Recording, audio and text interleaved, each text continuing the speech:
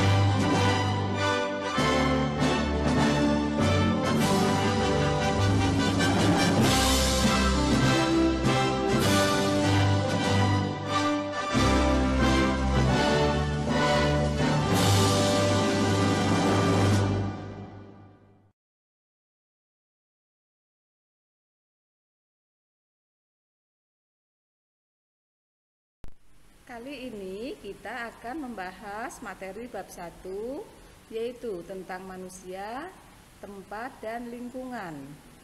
Bagian F tentang perubahan akibat interaksi antar ruang. Interaksi antar ruang dapat terjadi dalam berbagai bentuk, seperti pergerakan orang, barang, gagasan, dan informasi. Coba kalian perhatikan gambar yang ada di slide ini. Gambar yang pertama menunjukkan pergerakan orang. Gambar yang kedua menunjukkan pergerakan gagasan dan informasi. Dan gambar yang ketiga menunjukkan pergerakan barang. Semua pergerakan tersebut akan menimbulkan terjadinya perubahan, baik bagi daerah tujuan maupun daerah asal.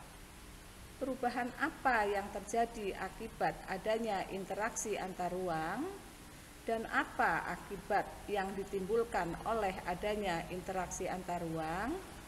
Yuk kita simak penjelasannya.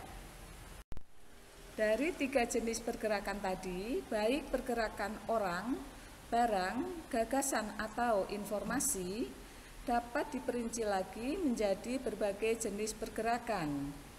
Antara lain, perjalanan menuju tempat kerja, migrasi, pariwisata, pemanfaatan fasilitas umum, transmisi informasi dan modal, wilayah pemasaran kegiatan retail, perdagangan internasional maupun distribusi barang.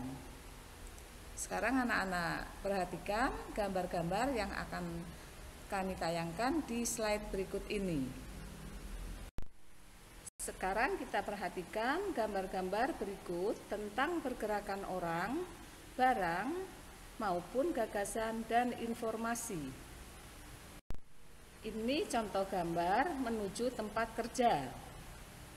Yang ini gambar migrasi atau perpindahan, di mana di dalam gambar ini terdapat ribuan orang yang akan naik kapal untuk bermigrasi atau berpindah tempat. Interaksi antar ruang juga terjadi pada kegiatan pariwisata. Di dalam kegiatan pariwisata terjadi pergerakan orang, barang, maupun informasi. Pemanfaatan fasilitas umum juga menyebabkan terjadinya pergerakan orang, barang, maupun informasi. Di dalam gambar ini terdapat kegiatan yang ada di bandara maupun di dalam kereta. Interaksi antar ruang juga dapat terjadi melalui transmisi informasi dan modal. Contohnya, penanaman modal asing di Indonesia di dalam melakukan pembangunan. Pergerakan barang juga dapat terjadi dengan adanya wilayah pemasaran kegiatan retail. Anak-anak tentunya sudah sering melihat di kota-kota kalian atau di sekitar tempat tinggal kalian, yaitu toko-toko atau rumah makan yang berasal dari negara lain atau kota lain yang didirikan di sekitar tempat tinggal. Perdagangan internasional juga merupakan contoh dari pergerakan barang. Distribusi barang dari daerah produsen ke daerah konsumen juga merupakan contoh pergerakan barang. Sekarang anak-anak tahu bahwa semua bentuk interaksi tersebut berdampak pada adanya perubahan. Jika banyak orang dengan berbagai kepentingannya selalu datang pada suatu tempat, maka tempat yang dituju akan berkembang menjadi pusat kegiatan manusia atau sering disebut kota. Jadi, pergerakan orang sebagai bentuk interaksi keruangan menimbulkan perubahan. Interaksi antar ruang yang ditunjukkan dengan pergerakan orang, barang, dan juga informasi dapat menyebabkan terjadinya perubahan antara lain. Yang pertama, berkembangnya pusat-pusat pertumbuhan. Pergerakan orang, barang, dan jasa pada suatu lokasi tertentu akan menimbulkan pemusatan aktivitas manusia pada lokasi tujuan. Pemusatan aktivitas penduduk tersebut kemudian membentuk daerah perkotaan. Daerah perkotaan merupakan pusat pertumbuhan suatu wilayah karena sebagian besar aktivitas terkonsentrasi di wilayah perkotaan. Contoh pusat pertumbuhan adalah bandara. Di dalam gambar ini terlihat suatu bandara yang dibangun di laut. Dengan dibangunnya bandara di laut, otomatis akan menimbulkan pertumbuhan di daerah sekitarnya. Dampak interaksi antar ruang yang lain adalah perubahan penggunaan lahan.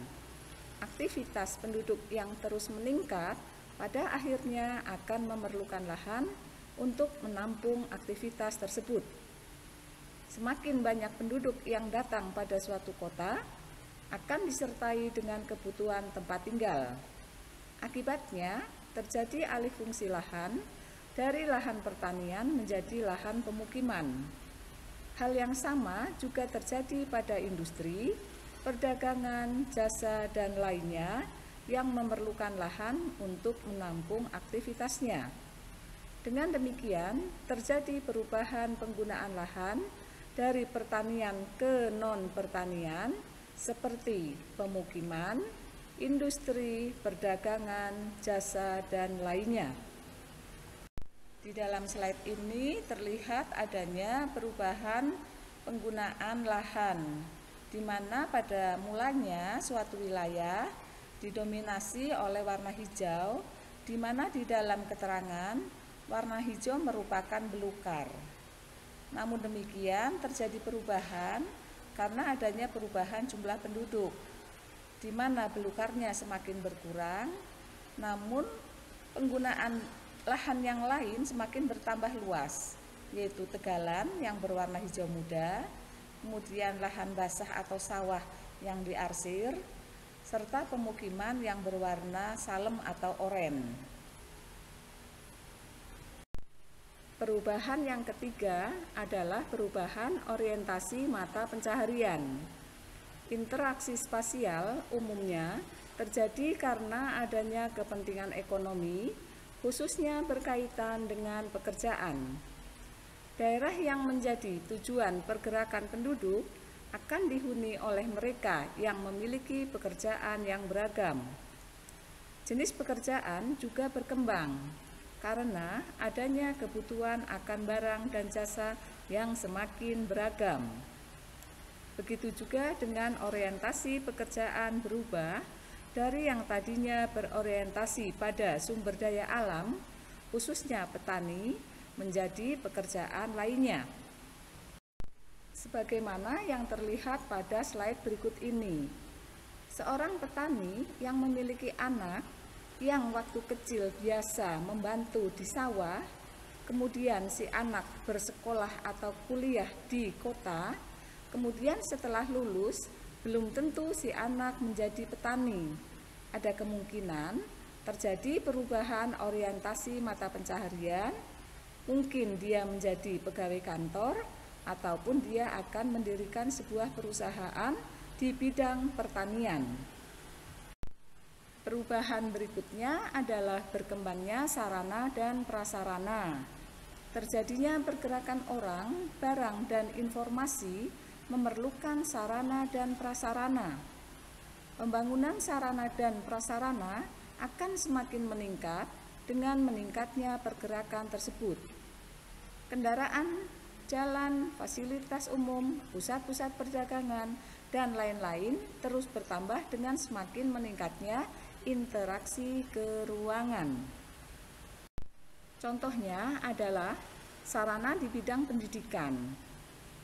Misalkan suatu universitas membangun gedungnya tidak di tempat induknya, tetapi membuka cabang di daerah lain yang terpencil. Dengan didirikannya kampus di daerah yang terpencil, ada kemungkinan akan berkembang sarana-sarana untuk melengkapi atau memfasilitasi para mahasiswa, seperti tempat kos, rumah makan, toko buku, jalan yang menghubungkan antara tempat kos dan kampus, dan yang lainnya. Yang tidak kalah penting adalah adanya perubahan sosial dan budaya. Adanya pergerakan penduduk dari satu tempat ke tempat lainnya akan disertai dengan interaksi sosial. Terjadinya interaksi antar anggota masyarakat tersebut akan disertai pula dengan saling pengaruh terkait dengan norma dan nilai yang dianut oleh masing-masing individu atau kelompok masyarakat. Kelompok masyarakat pendatang dan penduduk asli saja memiliki nilai dan norma yang berbeda. Perubahan sosial juga menyangkut perubahan status sosial. Sebagai contoh adalah gambar berikut ini.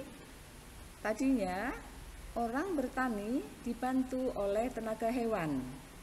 Namun pada perkembangan selanjutnya, orang bertani dibantu oleh tenaga mesin. Kemudian pada contoh yang kedua, jika zaman dulu kita mau mengirim uang harus menggunakan jasa wesel pos, maka sekarang kita bisa mengirimkan uang melalui mesin ATM. Hal lain yang berhubungan dengan perubahan sosial budaya adalah berkembangnya suatu wilayah karena adanya interaksi spasial akan mempengaruhi status sosial masyarakatnya. Perubahan juga dapat terjadi pada aspek budaya, karena penduduk pendatang dan penduduk asli dapat memiliki budaya yang berbeda. Perubahan sosial dan budaya pada saat ini tidak lagi hanya karena adanya pergerakan penduduk, tetapi juga karena adanya aliran informasi dari suatu daerah dengan daerah lainnya, bahkan antar negara atau benua yang jaraknya sangat jauh sekali. Contohnya, gaya busana aktor atau artis di Amerika kemudian ditiru oleh penduduk Indonesia. Yang keenam, berubahnya komposisi penduduk. Interaksi keruangan dalam bentuk pergerakan orang akan menimbulkan konsentrasi penduduk dalam suatu wilayah. Penduduk tersebut memiliki latar belakang yang berbeda-beda, misalnya agama, status sosial, usia, jenis kelamin, mata pencaharian, etnik atau suku bangsa, dan lain-lain. Akibatnya, komposisi penduduk berubah dari yang awalnya relatif seragam, misalnya sebagian besar etnik Sunda, kemudian berkembang menjadi beragam etnik.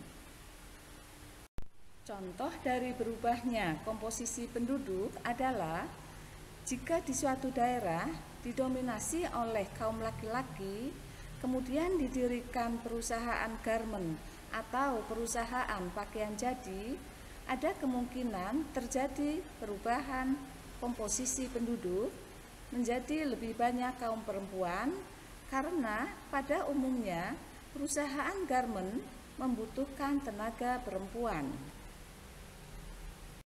Nah, materinya sudah selesai anak-anak. Sekarang kerjakan tugas berikut ya. Yang pertama, ceritakanlah gambar pada slide setelah ini. Kedua, tiap gambar boleh diberi nomor, kemudian tiap nomor diberi penjelasan.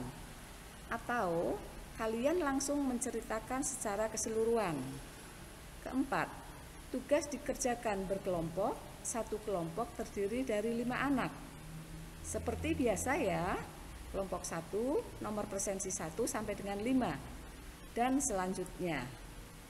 Kemudian yang kelima, tugas dipresentasikan minggu depan menggunakan PowerPoint. Selamat mengerjakan. Ya, ini tugasnya. Judulnya perubahan akibat interaksi antar ruang. Kalian ceritakan ya.